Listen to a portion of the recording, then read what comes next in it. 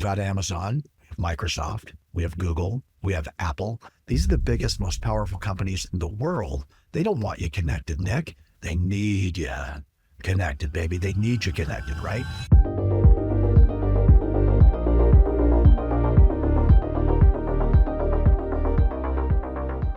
Hey, it's your host, Nick Urban here. Before we dive into the interview with BD Erickson, I want to first take you behind the scenes. You see, after we recorded this interview you're about to hear, his team generously offered to send me some equipment to test. Now, if you've tuned into very many of these shows, you'll know that I sometimes talk about non-native electromagnetic fields, and specifically how many of them can be detrimental to human biology. Not just human biology, but all biology. Well, I personally have a meter that measures 3 of the 4 main types of EMFs. It's a Cornet ED88T, as you can see right here. Those of you tuning into the video version of this can see that I'm holding it up, and you can see that I have very high radio frequency levels right in front of my computer, my workstation, which makes sense. But historically, there's been one type of EMF that I haven't been able to measure, and that's been dirty electricity. You see, meters like the one I have here don't pick it up. It's the elusive, forgotten form of EMF. So when I got the Satic Shield EMI meter,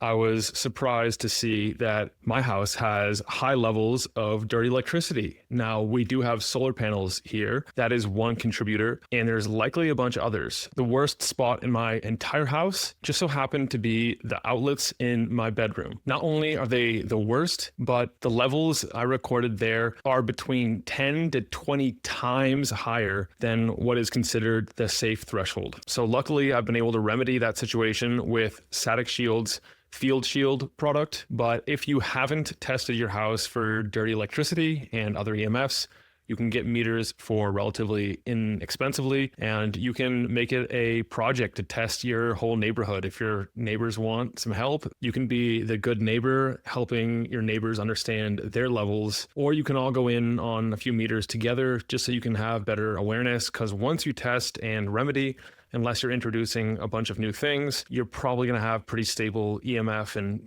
EMI levels after that. So thank you to BD and his team for sending this over. And without further ado, we will dive right into this week's interview with BD Erickson. I also have their power plugs. With the meter, I was able to measure a significant reduction in dirty electricity levels throughout the entire house from simply plugging in one of their filters. I think I'll need about 3 or 4 for the entire house, but even just one makes a big difference. If you want to try Field Shield, get one of their meters or the dirty electricity filter, the code HPL15 should save you 15% on your order. Links to everything we discuss, including the products, the resources, a transcript, and a whole lot more, will be in the show notes for this episode, which you can find at outlier.com/the number of this episode, which is 230. BD, welcome to the podcast.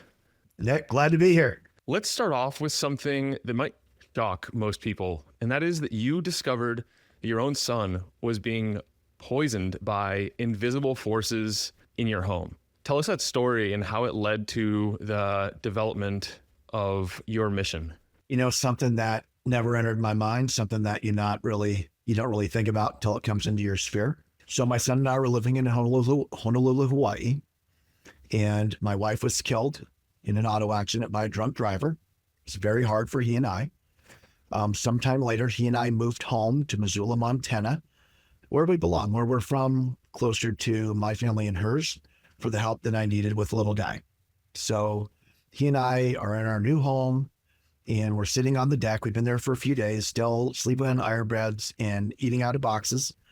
And he and I have this little giggle in 2-part harmony as we look up and notice at the exact same time that we are under the biggest power lines in our whole valley.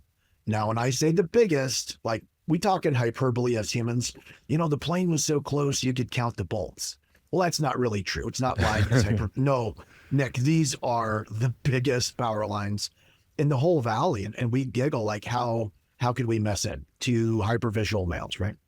Our second kind of chuckle is that we're not going to have to mow a lot of the property, because where those lines go over directly underneath them, the grass is gone. It's dead. It's fringy on the sides, but dead underneath it. Wow. So he and I noticed that visually, but that didn't cause any alarm. I didn't like them because they were ugly, to be honest. That was the first thing, right? So we're living there about a year, maybe a year and a half. And I get the call from school, like the dreaded call, like the gals at school. Hey, Mr. Erickson, we'd love to talk to you about Dalen. Can you come in? Well, of course.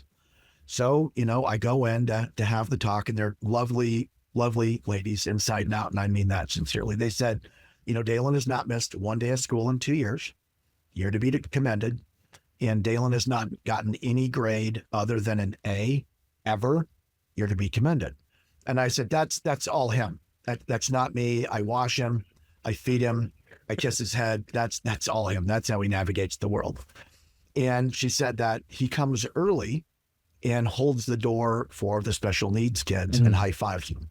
And he shows up early, and he does that of his own volition. I didn't even know, Nick. I didn't even know that. Wow. So it made me obviously feel very proud as a dad because he was doing that and didn't share it.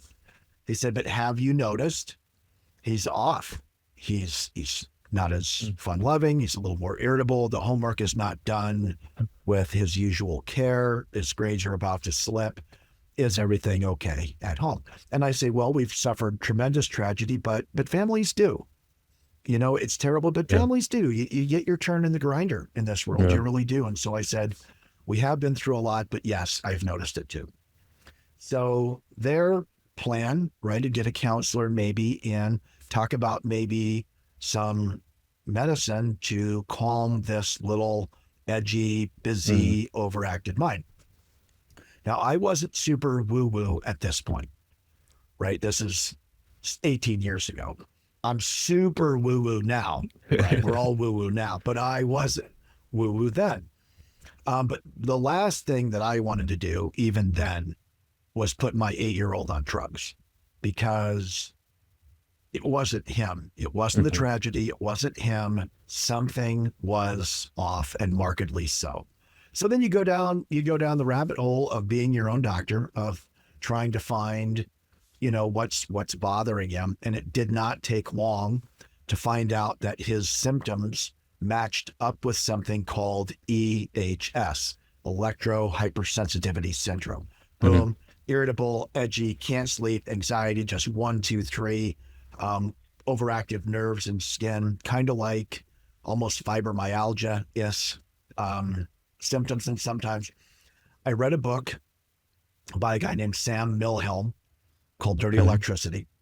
And I was like, this is it. And so I actually called Sam, and he answered the phone on the first ring, man. He took my call. He became a friend. I talked to him. He said, yeah, man, it's those power lines. I said, no, Sam, come on. He goes, no, it's the power lines. So the first thing that my brother and I did was climb up in the attic, and we rolled out what they call a NASA blanket, and it's an aluminum foil blanket. And we rolled it out eave to eave, gable to gable, and grounded it. And when we grounded it, my son, the house went quiet. The house was calm for the first time in the year and a half that we had lived there. Now you have to realize your skin's overly sensitive. You can't relax. You're anxious. You're nervous. You don't know why. You can't express that clearly. When you're 8, it was driving him nuts. Yeah. It was driving him crazy. All right. So the next thing we do is say, well, there's other people on this street for miles in every direction. And if dirty electricity is this real thing, why aren't people talking about it? Why is it pseudoscience? Why does every big corporate America say, no, it's okay, don't worry about it, if that's clearly not the case? And are there products on the market to help it? So one of the first products I looked at was a product called Stetsurizer. I'm a power systems engineer and I have applied science degree. When I looked at it, it seemed very rudimentary to me. I opened it with a Dremel tool. I'm very naughty. I can't help it. I want to see what's inside it. Effective, reasonably effective, but very simple. I reached out to Dave Stetzer to maybe talk about the efficacy of the device, how and why, and some of the stuff that he'd written on dairy cows. Nick, remind me to mention this later because it really plays into the story. And, I discussed maybe making something different with him. He wasn't interested. The next product I reached out to is Greenwave. Gene, the owner, he and I are fast friends to this day. He wasn't interested in a redesign. Gene just said, buy Greenwave, BD, and just make your own thing, and we'll conquer the world together. So anyway, kind of my dissatisfaction with the stuff that was on the market, the massive amounts of information that were inaccurate, and the information being blocked and censored. And then having this really beautiful little boy that had checked so many of the boxes for the perfect little guy, for me, suffering all this dis-ease, changed the trajectory of my life instantly. And Simon Sinek's one of my favorite authors, and he says, it's your why. And I say, you give any reasonably formidable man a powerful enough why, he'll build the pyramids. And so now at this point in our life, it's just me and him against the world, right? It's just me and him against the world, and he's not well. So I'm going to do whatever I have to do to help him. And it began our company. And I didn't do it to be a podcast guest. I didn't do it to be an expert. I didn't do it to make money. I did it because I had someone that I cared about suffering dis-ease and knew there were others like him. And it was tough. It was a tough journey. I don't mean to prattle on, but I was tinfoil hat guy. I was conspiracy dad. They didn't say nice things. And people are so mean. They go on the internet and they just take your shots. They're not, graceful about your story. They just want to take shots because they don't want to believe it to be true. Yeah, that's definitely true. And especially when you can look out the window and you can see the grass is not growing here. There'll be some troll on the internet that says right here, it says like double-blind, placebo-controlled study that says it doesn't affect grass growth, but you can clearly see when it's activated, the grass dies or it no longer grows there. When it's deactivated, the grass grows. And so you don't really need to see all that research around certain things when it's affecting animals, bees, cattle, other things. They're not subject to the placebo effect because they don't know what's going on. They don't know that they're supposed to be affected or not affected by this electrosmog and dirty electricity. If you want to see the outcome of a study, then find the company or the party that wrote the check to do the study, right? You throw enough money at it, you'll find whatever you want. And so let's just be scientific. So the grass is dead under this power line. So you could say that a very heavy truck was underneath there to run those power lines and trample that grass down. Well, that's intelligent. That could happen, but it wouldn't be this huge, perfectly smooth swath. It would be tracks. Maybe it's dumping gasoline. Maybe it's dumping some kind of toxin. Well, that's a possibility too, but that would be more patchy, blotchy. Some got here, some didn't get there. I mean, it's beyond any intelligent debate. And I'll say too that we kind of know things inherently. Like you just kind of inherently know you don't want the 5G tower in your bedroom. You don't want the power lines over your house. Mom's said, I'm old. My mom always said, don't sit close to the TV. It's not good for you. Well, she was right. And they didn't know in the 80s how right she was. I think they just kind of instinctively knew, right? I think cows are a great example because I'm a country boy, live in western Montana. And when people see an electric fence, they take kind of a note that it's only one string. It doesn't have to be one low, one medium, one high. It's just one about 4 feet off the ground, and that's all it takes. Now, they go, well, why doesn't the animal go under it? They assume that the cattle bump the electric fence, it bites, they don't like it, they're smart, and they learn. Nick, no friggin' dairy cow has ever been hit by an electric fence since Nikola Tesla invented alternating current. Never, not once. They hate it. A dairy cow will not step in a puddle within 4 feet of an electric fence. They can feel the stray voltage. They don't like it. It's uncomfortable. So that electromagnetic field is about 4 feet.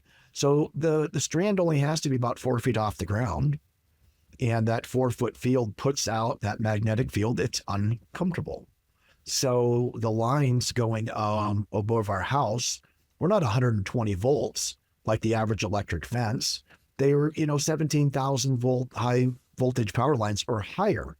So that field is even bigger. And so I would postulate that if humans were a little quieter in our minds, then when we got close to that electric fence, we could feel it just like a cow. I'm going to assume here, and that's naughty, I'm going to just guess that we're so busy in our minds that we quiet that part of us that almost surely can feel it. And if it's so uncomfortable to a cow that he moves, doesn't that almost suggest that him living inside that would be uncomfortable to the point of being detrimental to him? Certainly his mood, if nothing else. If it's not bad for you at all, living in pain is bad for your mood. So when people try to say there's nothing to it, I don't think you can intelligently argue nothing when the grass is dead and the cows won't go near it. I mean, how do you intelligently argue nothing wrong with it? It doesn't make any sense. Yeah, exactly. And you can run some pretty simple experiments in the house too. You can take some plants, let them live in a certain area for a while, then bring a Wi-Fi router right next to it, track them for another 2 weeks, 3 weeks, month, and see what happens. And there will probably be something compared to the control plant, which doesn't have the Wi-Fi router next to it. And between animals and plants, the evidence starts to add up. But then also humans run on electricity, of course chemicals as well. And it's very minute, negative 50 to 100 millivolts of electricity.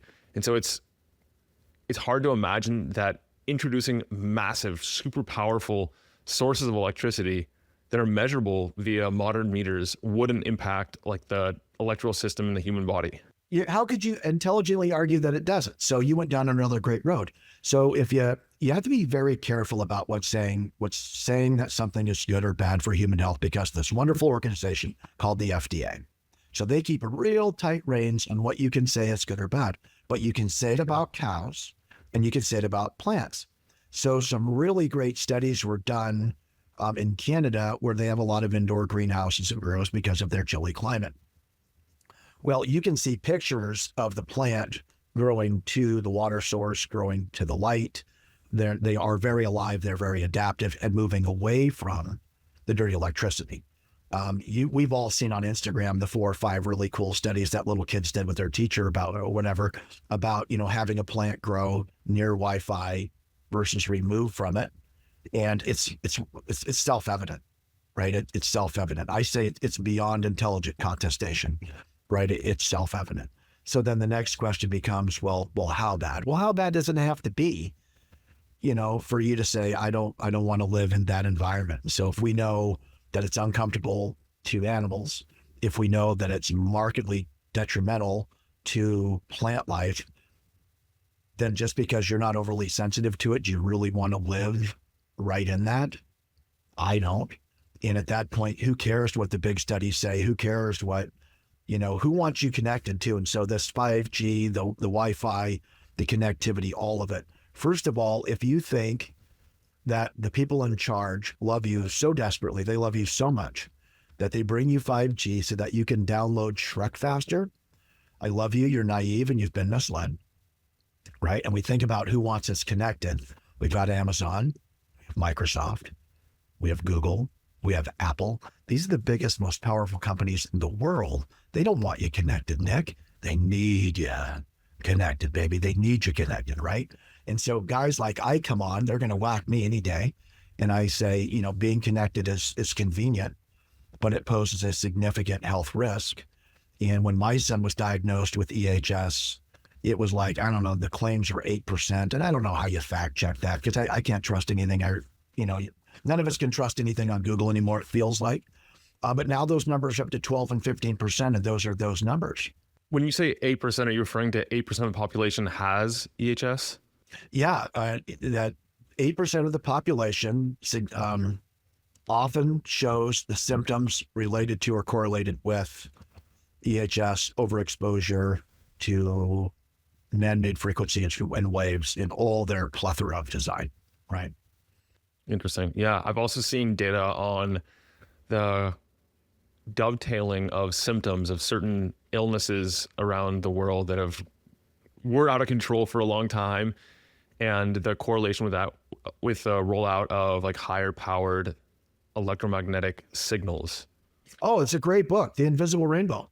Oh, it's brilliant. If you don't have one, I'll send. I've got probably 50 copies here, and it really runs down a timeline through history and the pandemics or plandemics or whatever you want to call them that happened oftentimes in the exact area and to the day of the rollout of new technologies in the electrified world.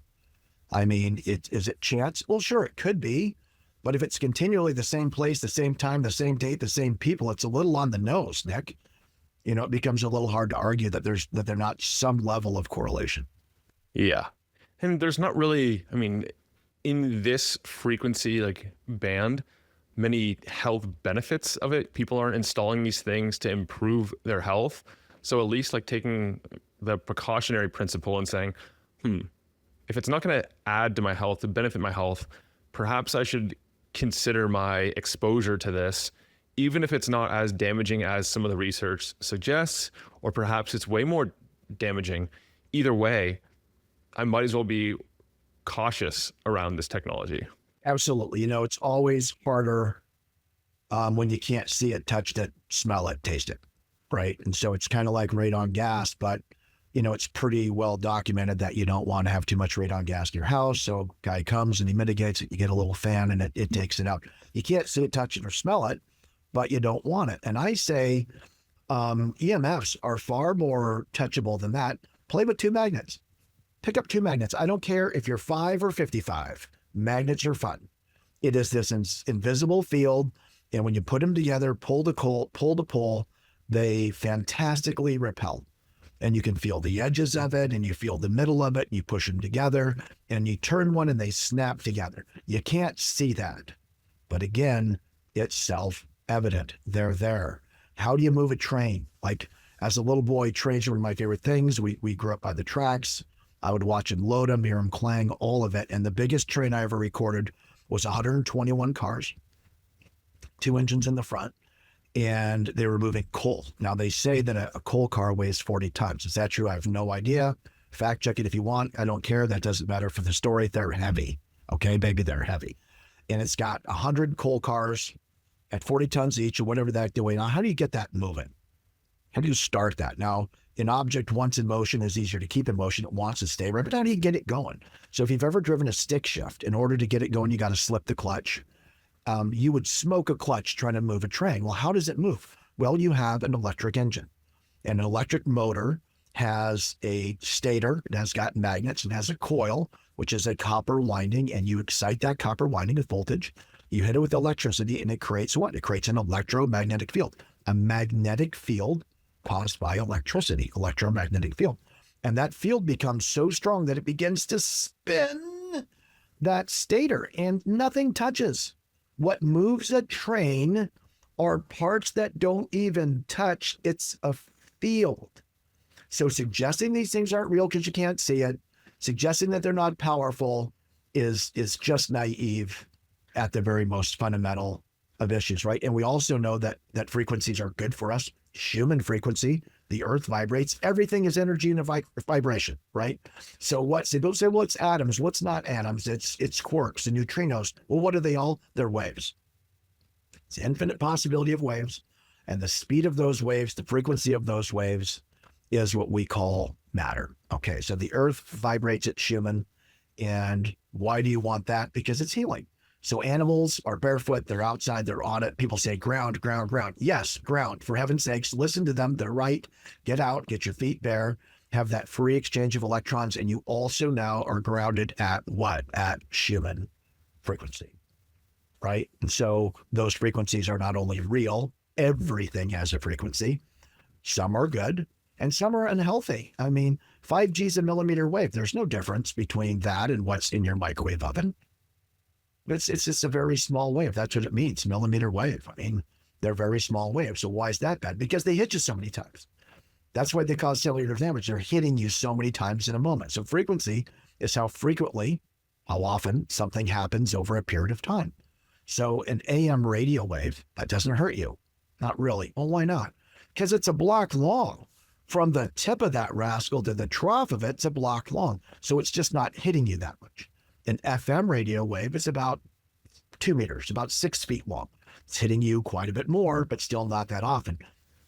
These high frequency waves are hitting you millions of times in a second. So just being impacted that many times in a second begins to cause the cellular damage.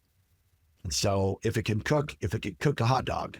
What's the reason? Like, why would you have the more frequently occurring wave of every millimeter versus every block? I'd assume it's because you can pack more information into the smaller size.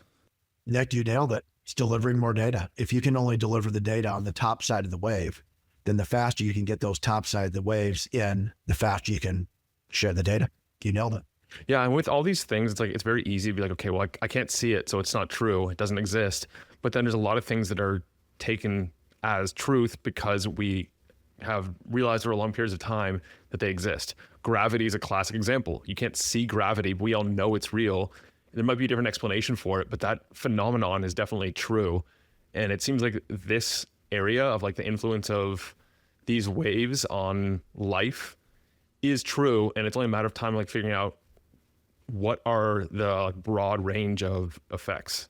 Yeah, no, it's you know, is it gravity? Is it density? It doesn't matter if you drop something, it falls, right? Again, that's something that we call self-evident and beyond intelligent debate, right?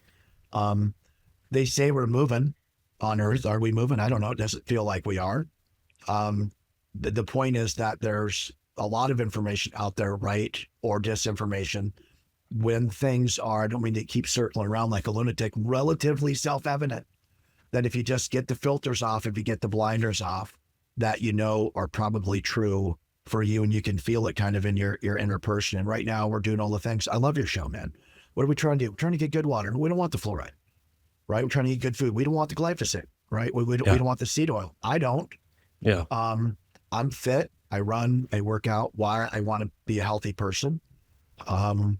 I don't want to just be alive. I want to be able to do stuff with my nephew and do cool things.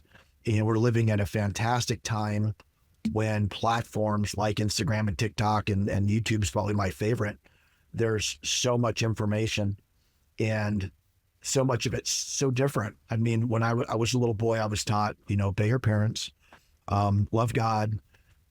Teachers are, believe them, trust them, obey them. Police are your friends, all these things. And I was a good little boy, right? And I find that so many things I was taught in fourth grade, they're not just wrong, Nick, it's the opposite. Yeah. Right. So I was taught that coconut oil, oh my gosh, it's so bad for you. It's so fattening. Coconut oil is so cheap. You know, it's awful for you. Now we know it's a superfood, and I put it all over my skin, and it's FPF 7, and I brush my teeth with it. Like literally, I live in coconut oil, right? Same things about avocado oil, and aspartame was good, and fluoride helped your teeth, and all these things that I owned as being true for many years. I found out, well, they weren't just wrong by 5 or 6 degrees. They were exactly the opposite. Yeah. Right? Exactly the opposite. So we're living in this time right now where you better know that if they, and I mean they, are telling you that 5G is not bad for you, you better know that the exact opposite is true. And they're bringing more cell towers to your neighborhood right now. So it's, you know, it's an inconvenient thing to know that's true, but that's okay. We're learning lots of inconvenient things that are true right now. This is when you take your power back. You say, okay, I don't want to be bombarded by this. The easiest way to fix it is lessen your exposure. You don't have to buy BD stuff. That's not the best way to do it. I tell people all the time, buying my filters is not the best way to do it. Like if you got a problem smoking cigarettes, okay, we know that cigarettes probably not the healthiest thing, but we've also learned it's not because the tobacco, that's not actually bad. It's all the crap that they put in it, right? Do you want to put a filter on that cigarette, or would you rather quit smoking? Well, I'm a normal, healthy person. I'm going to tell you, if a filter helps, groovy, but if you can quit, you should really quit. Yeah. So while I love selling my filters, I love helping people, really in a perfect world, turn your Wi-Fi off at night. You don't need it on at night. Turn it off. Like in our family, I've got somebody that can't live in that stuff. So we might turn it on or hardwire, or turn on the Wi-Fi to update, to download, to do whatever, to refresh, and then turn it off. Like use it sensibly. You can handle a little bit. Like I was telling you, you and I are visiting. Do you want to live on fast food baked in seed oils? No. You'll be unhealthy and fat and miserable, right? But if you're on a road trip and someone's eating some fries and you have a couple of fries, I think you're going to be okay, right? You can have a little bit. So turn your Wi-Fi on, get your updates, get your stuff, and then turn it off. Use it sensibly. Don't sleep in it. Don't bathe in it. If you've got all these devices that are around you and they're creating electromagnetic fields and man-made frequencies that we're going to prove at some point, Nick, you and I, that are damaging to the biological world, then use them intelligently and sparingly, and when not in use, turn it off and get it away from your body. People want to put, their phone on their body. Don't you remember our cow? Remember our cow? 4 feet. 4 feet. Like, don't have it on you. One of the best debates I heard many years ago when I first started down this journey, probably 17 years ago now, there was, it was before podcasts and separate videos. It was an interview. It was auditory only. And there was a very woo-woo lady, and I wasn't woo-woo yet. And she's saying that cell phones are damaging. You don't want to keep it on your body, and that it's going to present itself at some time that they're bad. And she was kind of a hippie lady. She was smart, but she was woo-woo. On the other side, the other panelist was a young oncologist doctor, and we couldn't see his face. We saw his profile pic. He's handsome. He's from Stanford. He's tall, he's trim, he's young, he's all the things. And boy, Nick, he just waxed her britches. There's no evidence for that. There's no research for that. The double-blind study and this and that. And he smoked her. She got a couple of shots in. Oh, but he waxed her britches. Now, about a year and a half later, they got those two back on. And the interview started very differently, where first of all, this young doctor, mid-30s, was very contrite, and he really handled it beautifully. He said, I want to start by apologizing for the way that I spoke to you. Wow. He said, even though I was very confident in what I was saying, you don't speak down to people. And I took some shots, and I said, I want you to know, as I listened to it as a more mature man, I'm ashamed of the way I spoke to you. That's number one. He said, number two, you were right. He said, we are taking, this is back in the iPhone 4 days, we were taking almost iPhone-shaped tumors out of healthy young female breast tissue because they would put their phone or their iPod or whatever in their sports bra.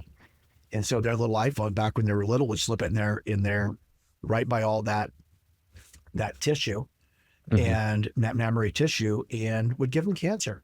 And he says, I am now removing an iPhone shaped tumor daily. And I'm How sorry. can it be an iPhone shaped tumor?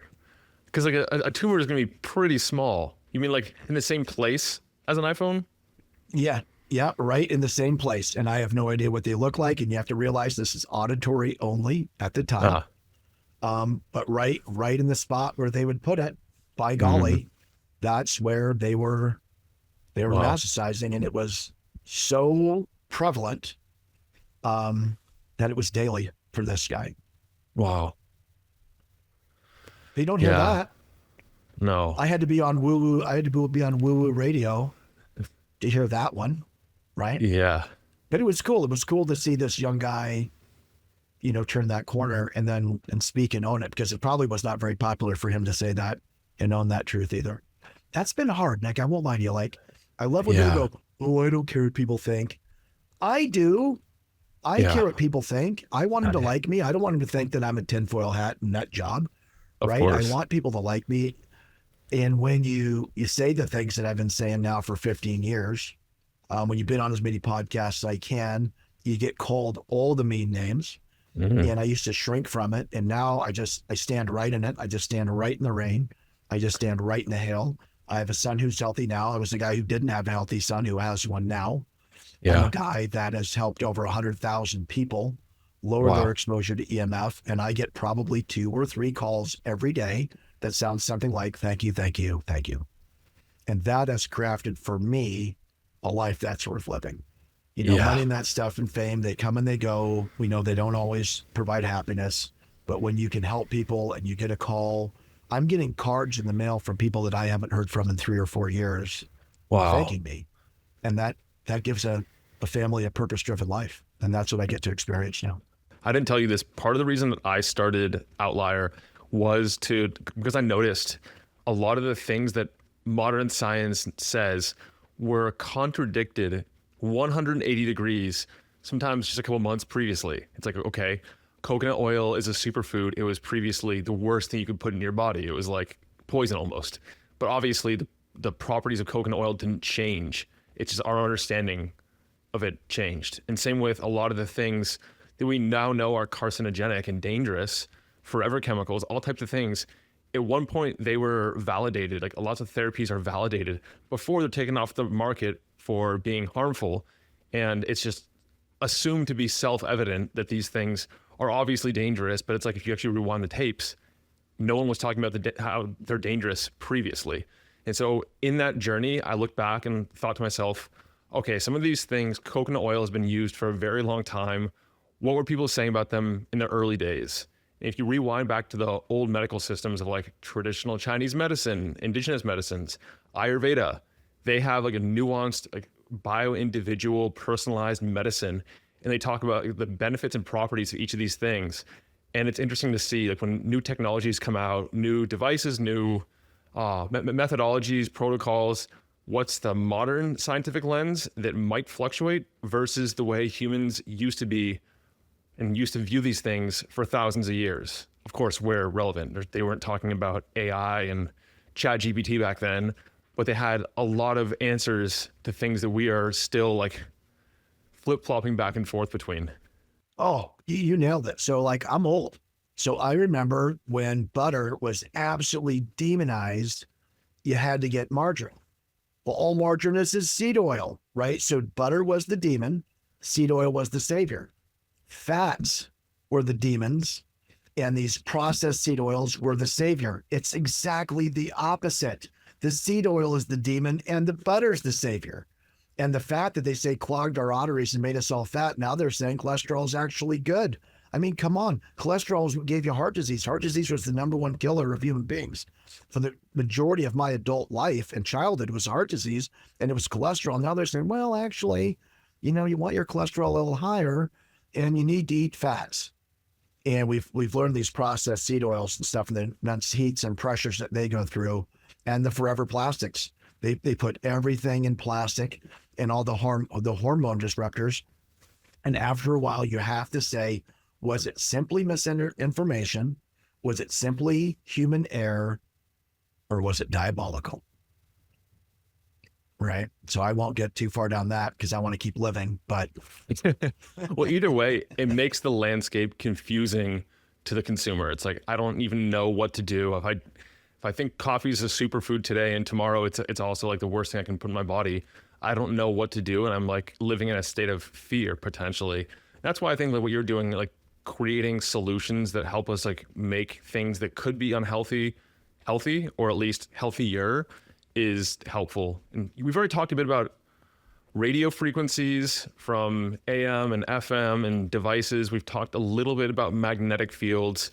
What's the difference between those and dirty electricity? What even is dirty electricity? Yeah, that is a great question.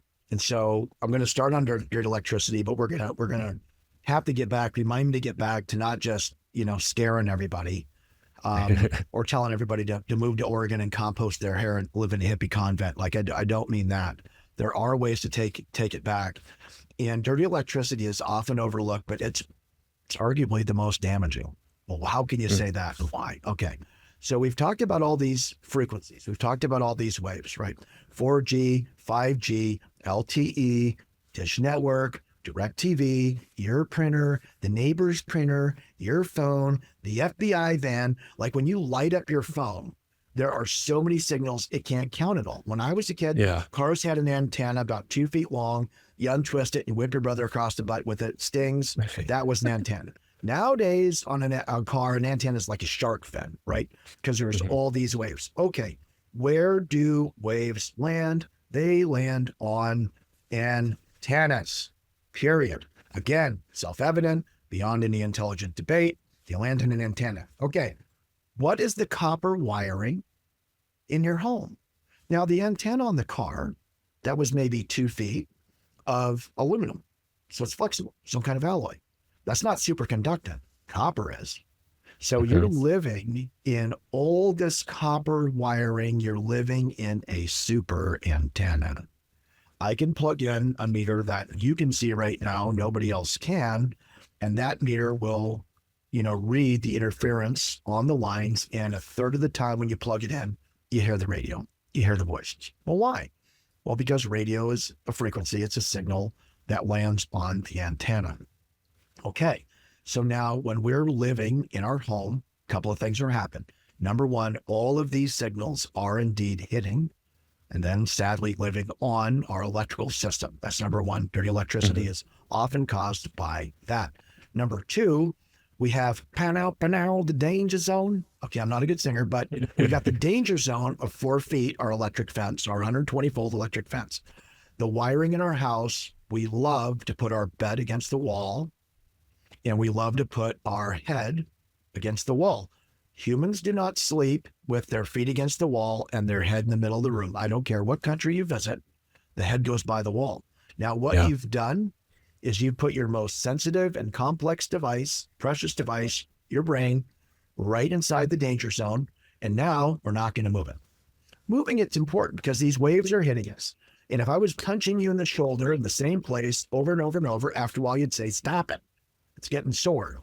But if I move it around, Nick, I move it all over, that's a massage, buddy. That's a massage. I'm charging you $100 for that, right? It is different. It's different when you're moving, when there's cellular damage. Yeah. So when you're at rest, I'm sitting or I'm lying. Well, where am I sitting or lying? By my electrical crap. Because I'm either going to put my head by the wall. Now it's in the danger zone. It's in the 4 feet of the electrical wire. It's baking me all night, sitting me all night. Or I'm going to sit at my desk or computer or stand at my desk or my computer. You and I both walk. My treads are right here while we engage. And so I've got my mic, my keyboard, my phone, my computer, all this stuff. I'm now inside the danger zone. So dirty electricity is very real. It's partly caused by all the signals hitting it, and it permeates our house. And then we have a tendency to walk foolishly or lie foolishly or sit foolishly right inside the danger zone. Next, dirty electricity has a lot of different definitions. I mean, I've got YouTube videos with 1 million views that I did not push. They're not good. They're not entertaining. I didn't spend money. People just watch them because I try to break stuff down, at least in a way that the average person can grasp it. Dirty electricity is any aspect of the electricity that's out of a range, a parameter, a standard that it's supposed to be in. Well, voltage. Well, how much voltage is it? Well, if you look at an outlet, that outlet's 120 volts. If it's got the 2 little parallel blades, it's 120 volts. Can't be 240. You'd stick it in there, you'd blow it up, right? It's 120. Now there's 2 blades, right? You plug something in, there's 2 blades. Now, oftentimes one's big and one's little, one's bigger sometimes, right? So that bigger blade is the neutral. So the little blade is the power out of your wall into your device. The big blade is the power going out of your device and returning now to the electrical system. Well, let's pretend that really clean power comes in. It gets degraded by the use of that device, and then that bad power goes out. So the second place that dirty electricity comes from, we make it. So when I was a little kid, when my mom would vacuum, it would put lines in the TV.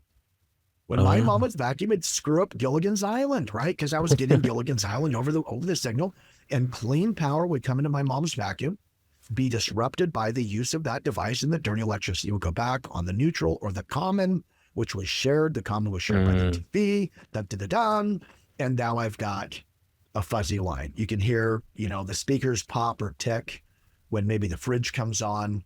I could hear, hear your sister's blow dryer on your radio. In the 90s, you could, man. Don't tell me you couldn't. You could hear the blow dryer on the radio. That was also dirty electricity. Electricity that's been degraded by the use of our stuff. And so, they're going to send this power to your house. How many car washes and beauty schools does it have to go by before it gets to your house? And then we've got smart meters, and they buggered up. And we've got solar inverters, and they buggered up.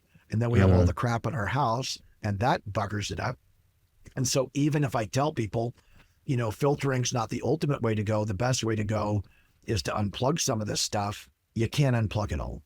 And if you live in a neighborhood, if you live in an apartment, well, gosh, you can only take so much of your power back. Now you are kind of at the mercy of these other things. That's when you want to do 3 things, right? You want to buy some filters. I think my filters are the best. The stuff that I looked at 20 years ago was old 20 years ago. We just started our 18th year. June 3rd is our 17th anniversary. We're in our 18th year, and the competitor products, sadly, were old 18 years ago. Yeah. Our products aren't in generation 1. Our stuff is in generation 3. because constant, never-ending improvement. I was a Tony Robbins guy for a long time. I spent 10 years with Tony. Constant, never-ending improvement. As times change, we upgrade the products. And our stuff is made in this factory in Missoula, Montana. And you can see it on a meter, like the sticker on the phone. I got my sticker on the phone. I got it. I want it to work. I'm not a hater. Does it work? I don't know. You can't tell on a tri-field meter as I hold it up. You can't tell it on a net meter. You can't tell it on an EMI. You can't tell. So I'm not saying they don't. Those words didn't leave my lips. You just can't read it on a meter. Everything that we make, you can read on a meter. So if you're going to go filters, I would suggest buy ours, either plug in or wire in. And we're going to give a discount code that Nick doesn't even know about for our listeners for tuning in today, to get you a special deal. You plug them in or wire them in, and you've handled the dirty electricity issue. You're not in the danger zone. You've handled that one, number one.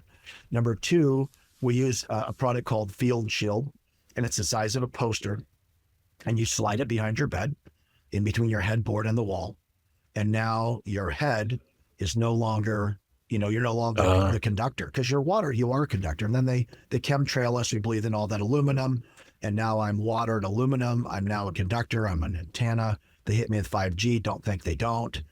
They fry you. So if you can get that off your electrical system, you reduce your overexposure drastically. And then where you're going to sit or lie, where you're going to be in the muck, use a piece of Field Shield.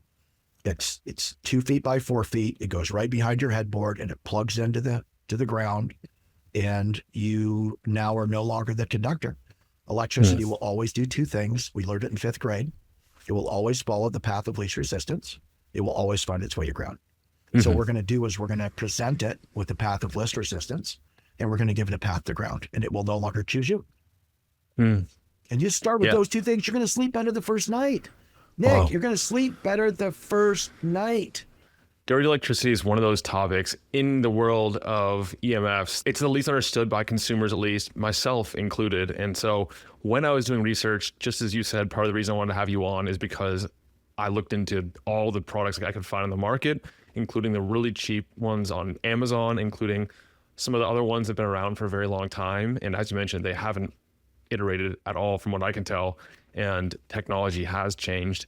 What are some of the things people will notice? Like what is the biological consequence of dirty electricity specifically? Because I know it differs for each type of EMF.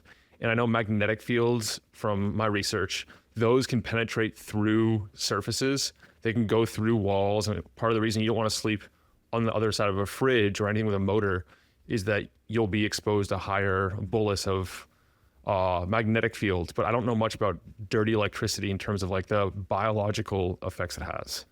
Yeah, you're touching on some good points. You've done some good research. And so how many, reports have we heard where the little kid gets a tumor, is not sleeping or whatever else, and on the other side of the wall is the kitchen and the kitchen appliances, refrigerators and freezers and motors and stuff like that, and how they suffer.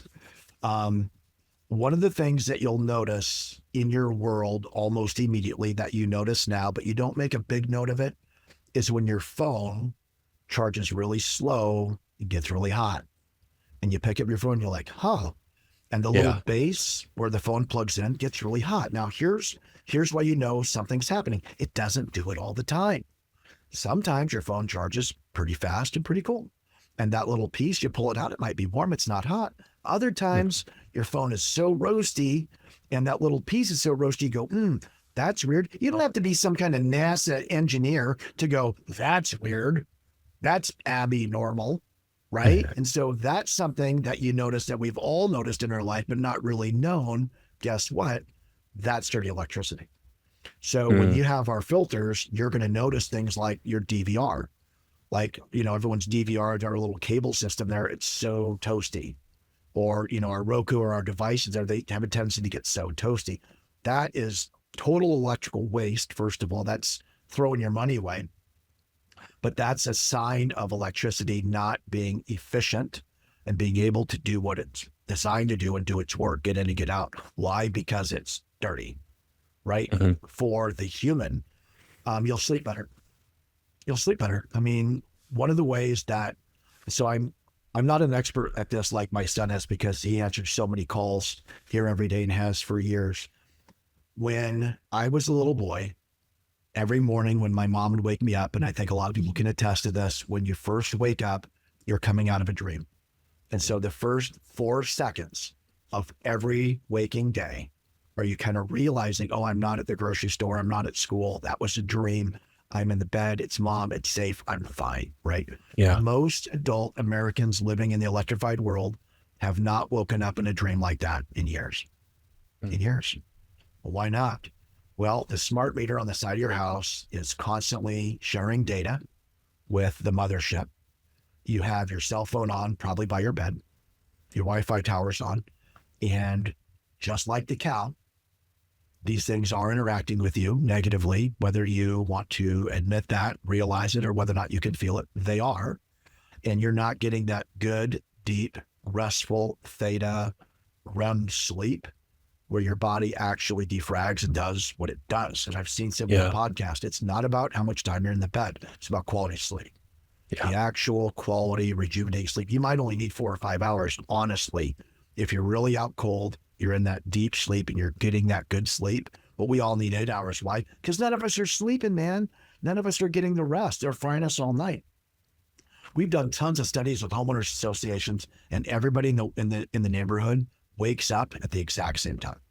Usually between 2 and 4 a.m., they all wake up at the same time. You want to know why? Here's my theory on it.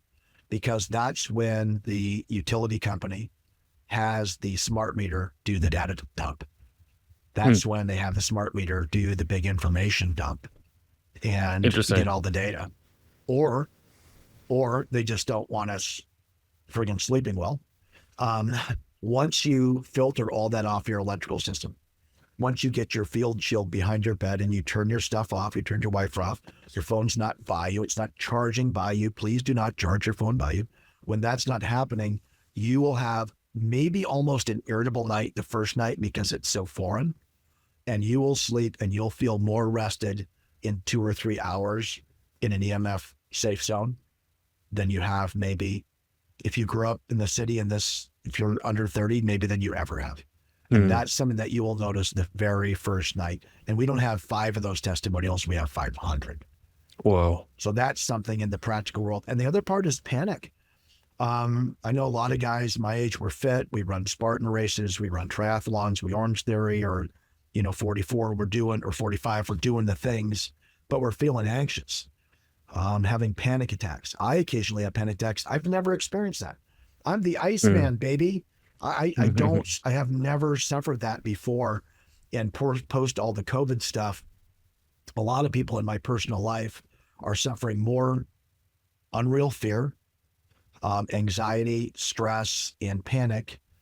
And we've never experienced it before. And it's almost everybody I talk to.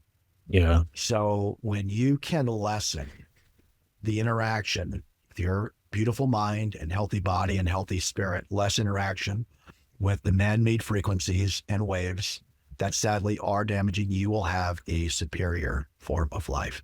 And when you're doing the things, you're doing your ivermectin, you're doing your black walnut, and we're parasite cleansing, and we're heavy metal cleansing, and we're looking at peptides and all this stuff. You have to have this piece.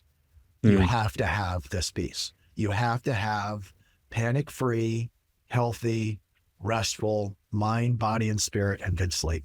It's the next piece, Nick. Yeah. And whether the 2 or 3 a.m. wake ups are happening for people because of liver glycogen depletion from meal timings or high stress levels, or it's, say, from the Chinese system of I think that's the time of the liver and indicates liver processing issues or the emotional correlates of that, or if it's from this itself. Either way, it's not natural. Humans shouldn't be waking up at that time. And I personally noticed a long time ago when I first started tracking my sleep, before I even knew what it was, that having a router, I think it was about 8 feet from my head at night, was actually impairing my sleep and recovery. And I didn't know at the time that was doing anything. But one night when the power went out and that wasn't on, my recovery shot through the roof. And I was like, well, I don't know what it could be. And then a couple more times I replicated that, where I could just see that when it's off, my recovery, my HRV, my resting heart rate, they're all improved. And so that was what like solidified my understanding that this stuff can affect me and seems to affect me reliably. More cool things becoming self-evident, Nick. When people want to implement this, I've heard like mixed ideas of like what's necessary. It seems that dirty electricity is ubiquitous. It's like very hard to find anywhere that isn't affected by it. Some people say you have to install it on like your central panel where electricity comes into the house. Some people say that you just have enough filters and that works. Some people also say that high quality lighting, I think it's incandescent, maybe halogen, those can help like filter to a smaller degree. What's like the easy way to implement? Of course, having filters is going to be helpful, but like what's the practical way of putting this into a house? Yeah, that's a great question. And I'm not going to answer it as a sales guy. I'm going to answer it as a dad. I'm going to answer it just as a regular Joe. First of all, we don't want to buy things that we don't need. And I will not have my destiny tarnished by suggesting that, people add to my wealth by buying crap they don't need. The first thing we want to do, you guys, is turn stuff off, live as healthy and clean as we can. Don't charge your devices by you, etc. Sadly, there's some of it we can't get around. If you're living in a city, if you're living, in an urban area or an apartment, now, darn it, we got to do something. So we want to do as little as possible. We want to spend as little money as possible. Let's just be honest, right? We want to do it as well as we can. So the most important thing is that we have clean, healthy living, and then we don't want to buy crap that we don't need. We don't want to overspend. Okay. So I'm going to give an intelligent argument for plug-in units, then I'll give an intelligent argument for wire-in units, and then the individual person has to just kind of see where they fit. Okay. The wire-in units are a little more expensive, and they have a bummer factor of having an electrician or a technical person put them in. Doesn't have to be a licensed electrician in all jurisdictions, but it has to be someone, technically capable of wiring it at the panel correctly, right? Okay. So those are, between $1,200 and $2,000. They wire it at your electric panel, but we know that we've done a couple things. We know that all the power coming in from the utility, from the neighbor, from the meter, we've done it. We've cleaned it because we're hitting it as it leaves the meter and comes into our house. We've done it. Now we know that any dirty electricity, we're making it. So the filter is still going to do two things to help. Number one, he's going to filter everything coming in for sure. And he's going to help with the stuff that you've got going. So now if you can limit the stuff that you've got going, we know we've blocked everything coming in. Now, if we limit what's creating it in our house, we can have a real safe zone. Well, what's the biggest culprits? Well, there's like 4. Okay. So number one is high voltage power lines. Well, most of us don't live under those. That's pretty easy to check that one off the box. Okay. Number two is a smart meter. Don't live underneath those. How far away is considered safe? I had a friend ask me if I think it was like 400 feet away from the power lines is safe. Yeah. A block, a football field. I think 300 feet, 400 feet. I think your friend is very close. Yeah. The smart meter is number 2. If you have a smart meter, you do need one of our wire-in filters. Sorry to do that to you. You need a wire-in filter. Number 3, solar inverters. Solar panels are awesome. I'm not a hater at all. But solar inverters make very dirty electricity. Yeah. And so if you have solar panels, I love you. You need to jump on the website after this call, and you need to buy a wire-in unit. We're going to give you a deal, but you really do need it. And I'm not saying that to sell you stuff. I'm saying it because you're getting fried. Okay. Number 4, lighting. CFL, compact fluorescent lamp or tube lighting, LEDs, light emitting diode. They're awful for dirty electricity. Okay. So now get BD's filter. Sure.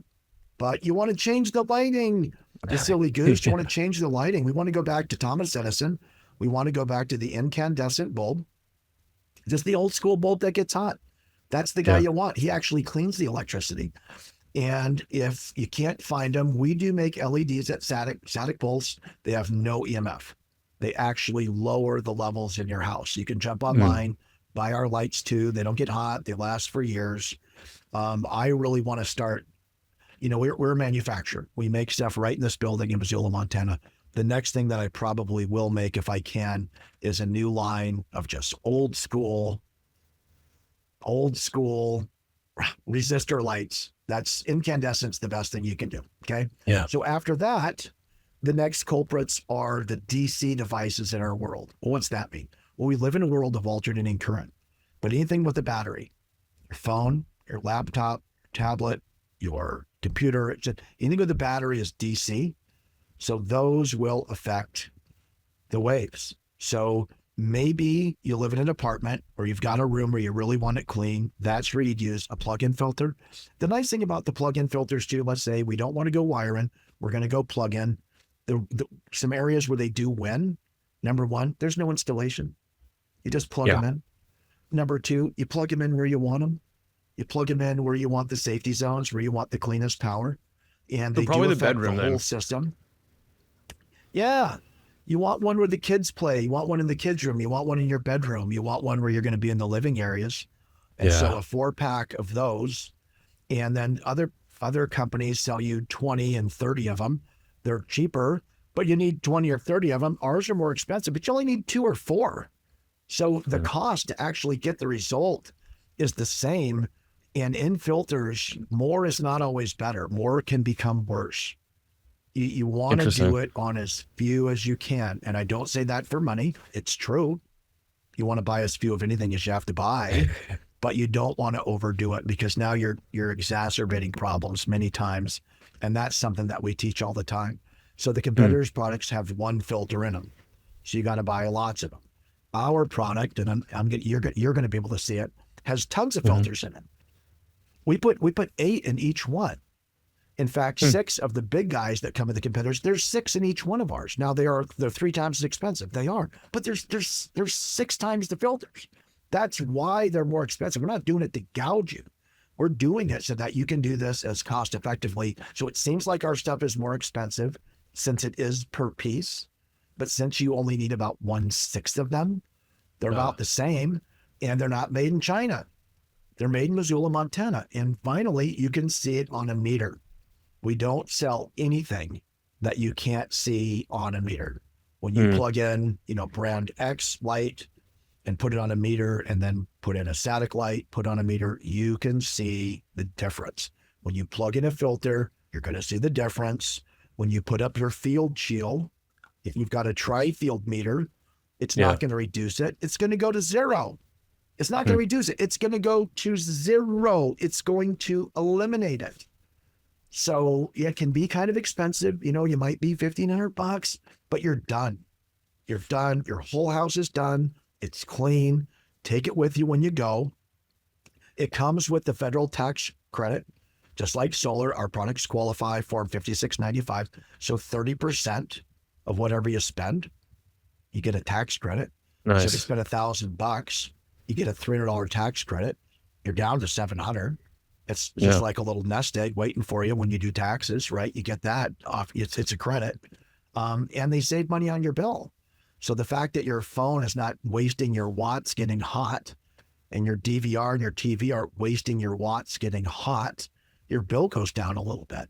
Well, even if it only went down $10 a month, even if it barely moved, you're getting your money back in a couple of years. All my stuff is free.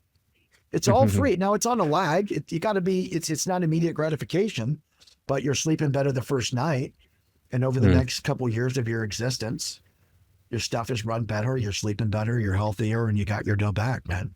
Well, I was also thinking iPhones are notorious for losing their ability to hold charge after a little while. And I'd imagine that heating up like that from charging and the dirty electricity wouldn't be good for the devices either. Man, you nailed something that I forget to mention.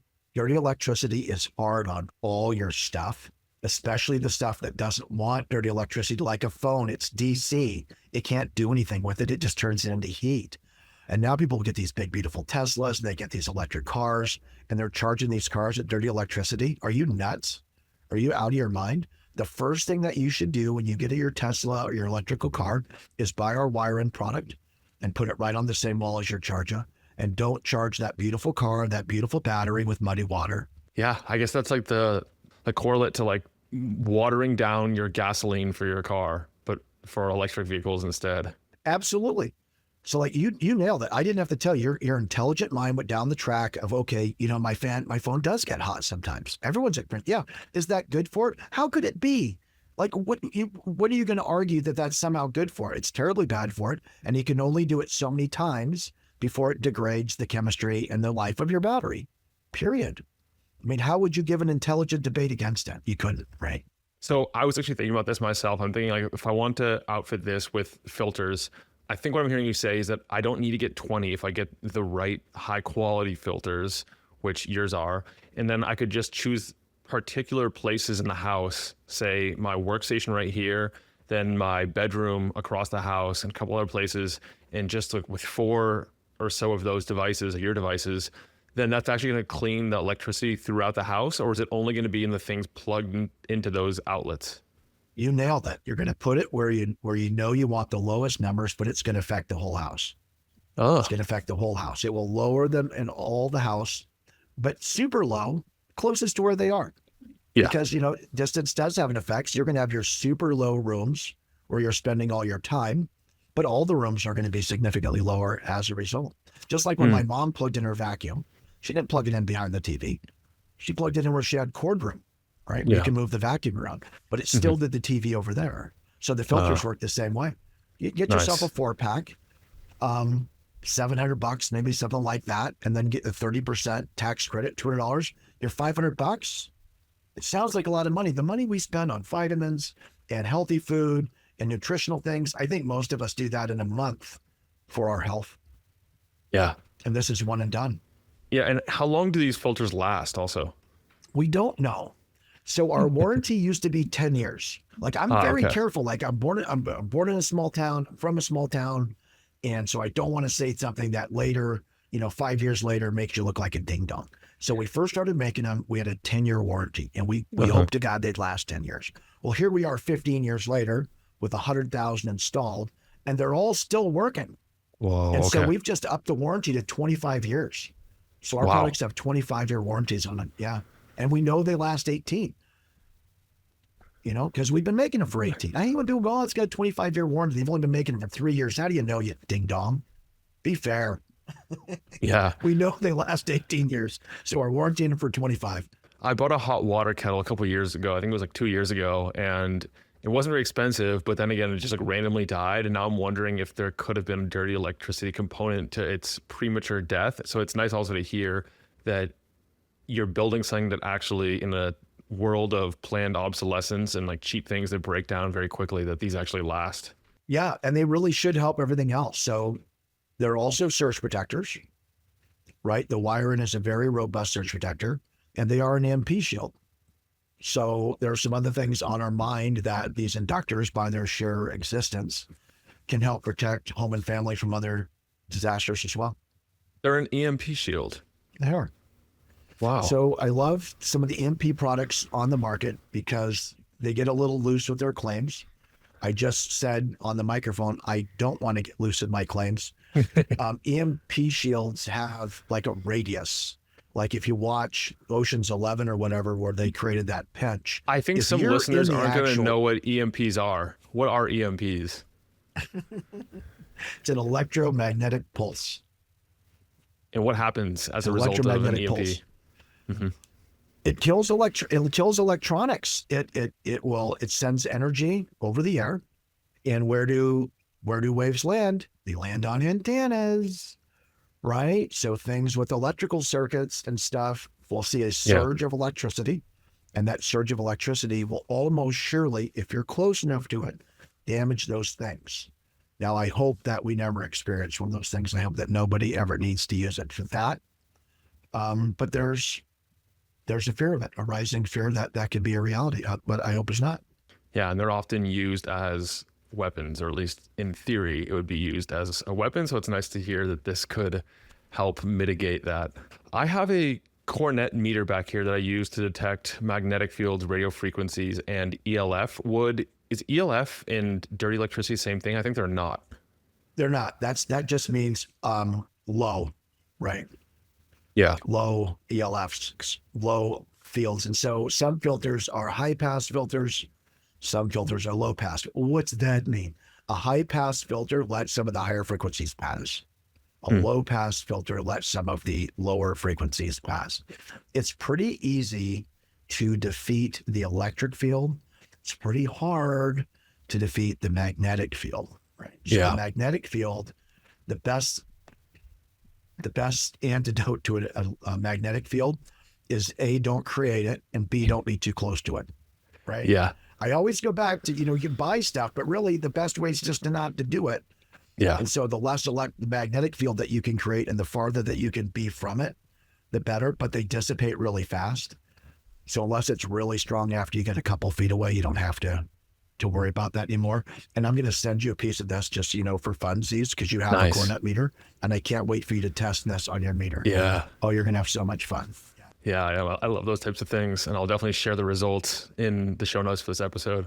Oh, please do. Yeah, let me send you some toys, and then you just test them, and I'll leave you alone. I'll give you the space to conduct your own little research, and then share what you found. I think they'd love to hear it. Yeah, definitely. I'll report back. It's one of those things, like EMFs in general, that like there can be a lot of fear, and people are like, they see that I have a meter, and they're like, oh, you must be like super paranoid about that.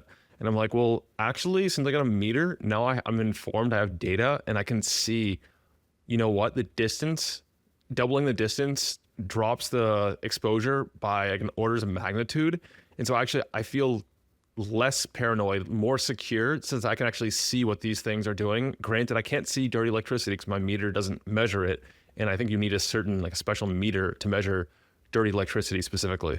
You do. And it's almost always going to be a corded meter with a plug-in, because if you want to measure the dirty electricity, you have to touch the dirty electricity. So that's going to be a corded meter. And there's several good ones out there. I mean, Stetzer does make a good one. Greenwave makes one. Alpha Labs makes one. I think we make the best. And I don't say that to be a cocky brat. I hate that personality type. I don't ever want to be a cocky brat. It's just that theirs were old 20 years ago. Doesn't mean they don't function. Doesn't mean they don't work. I'm not saying that. I'm simply saying that a lot has changed in that time. And ours gives several ratings. Voltage, harmonics, interference, etc. So you just get a little bit more data. And then ours also has another data point that if you use a filter, any brand, anybody's filter, it'll tell you that particular filter's efficacy at those frequencies.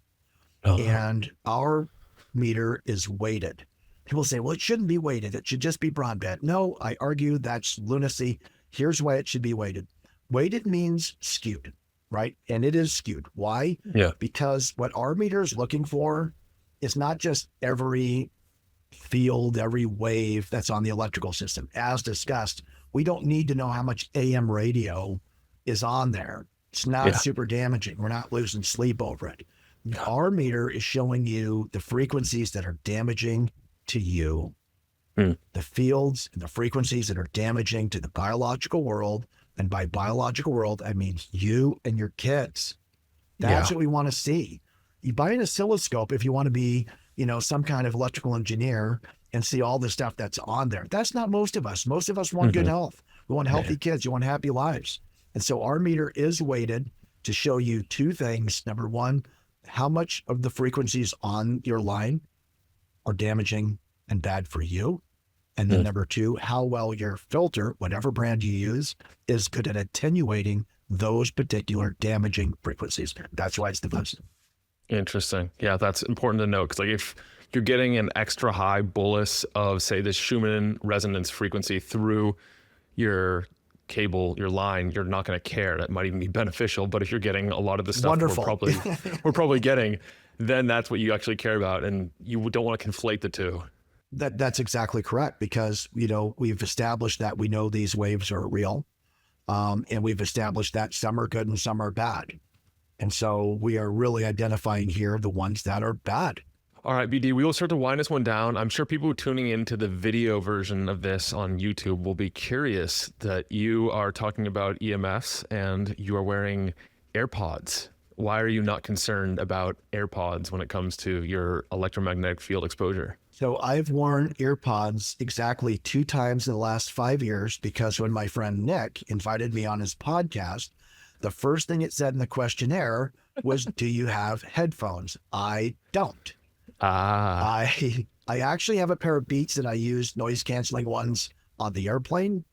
I've used those sometimes, but I don't choose to listen to my music this way. So when I got here, I raced around the factory this morning asking all my employees if anybody had AirPods, and they did. And so I'm doing what I say all the time. You don't have to zig all the time. Sometimes you can zag. You wouldn't live on fast food, but if you have a fry on a road trip, you're okay. I think I'm going to be okay for 1 hour talking to my friend to wear these, but when we're done, they're coming off, baby. okay. Yeah, absolutely. And what I was trying to lead you towards saying, and it makes sense, is that with Bluetooth, it's a lower energy protocol from what I can tell. And so it's not going to be as damaging as holding a cell phone up to your ear for an hour, hour and a half, 2 hours, because it's a lower energy protocol. And you wouldn't want to put your head next to a microwave per se, or you wouldn't want to put a phone up to your head. So like not all EMF sources are the same. You want to understand like the power level that it's emitting. Is that right? Power level. Yes, the power level. Okay, so let's go down that road. We're gonna end the show, but now we're gonna kick it into another gear here. So when I'm holding my phone and it's not plugged in, the amount of signal that it can send is limited to the amount of energy in the battery. It can't send more power than it possesses. You cannot give that which you do not possess. So the limit to how much energy it can send is based on the energy in the battery. Now, the minute I plug this dumb thing in, I just magnified its potential energy times a million, times, I don't know, 10 million. I mean, what's the magnitude of the grid and its availability? So you don't want to engage your devices when they're plugged in. Next, the little earbuds, these guys have tiny little batteries, teeny little batteries. And so how much energy they can give me is very small.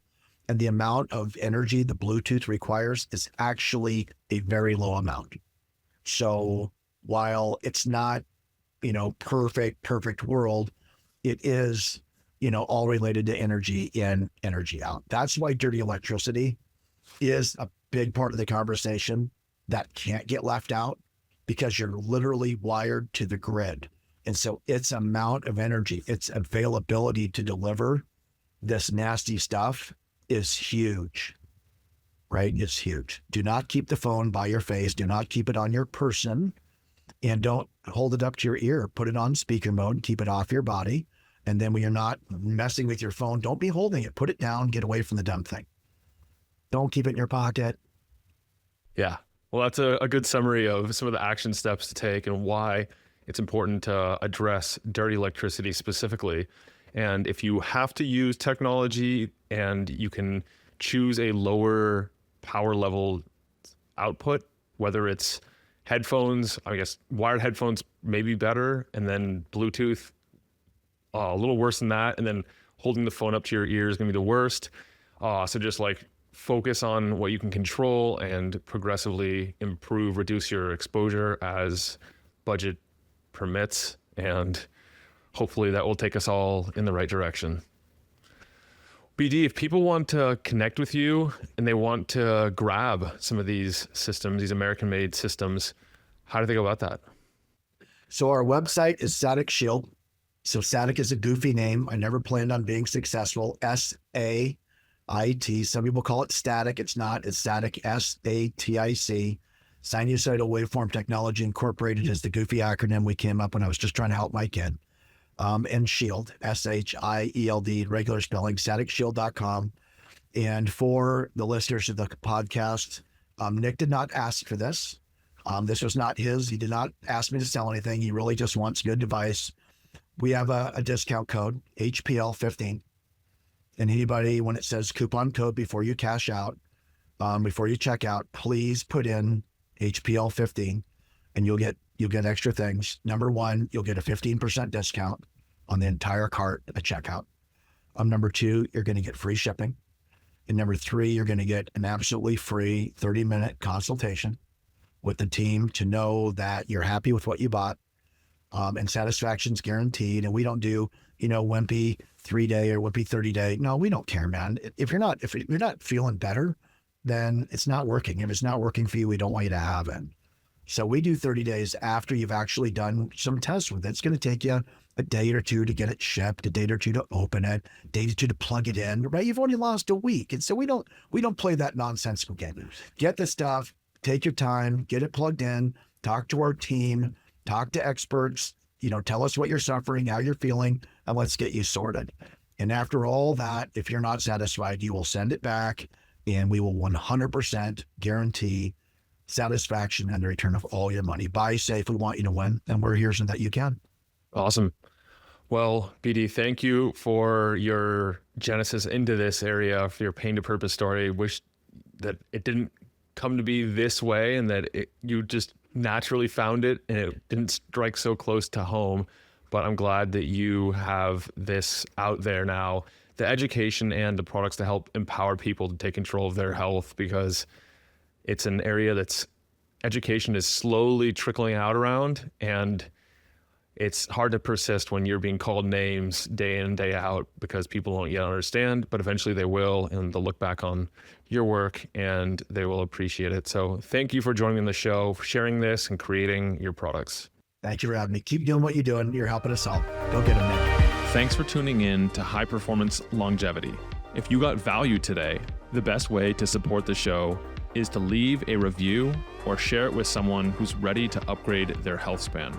You can find all the episodes, show notes, and resources mentioned at outlier.com. Until next time, stay energized, stay bioharmonized, and be an outlier.